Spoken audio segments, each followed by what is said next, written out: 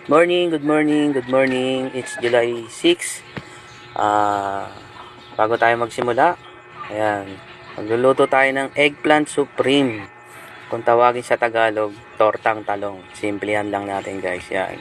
Sama natin sa umaga, kape, great taste, baka naman. Yan. Pinakuluan muna natin yung talong, pinalambot natin yan. At pagkatapos lumambot, ay tinanggal natin yung balat. At minash na natin yan guys. Nagbati tayo ng itlog para sa pang-torta natin. Tinimplahan natin yan ng magic sarap, asin, konting paminta. So ayan guys, lulutuin na natin siya. Lagyan natin ng konting mantika at butter.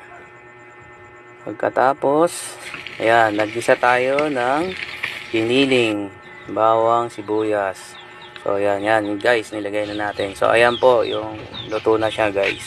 Ilagay natin sa lagayan na ganyan dahil wala kaming malaking plato. Buti lang may gamit akong ganun. Sinunod ko naman yung tuyo. Yan, pandagdag natin sa ulam yan. Masarap yan guys sa agahan. So yun guys. Set up na natin yung lamesa. Yan. Sama ko yung bunso ko. Yung pangalawa ko si EJ.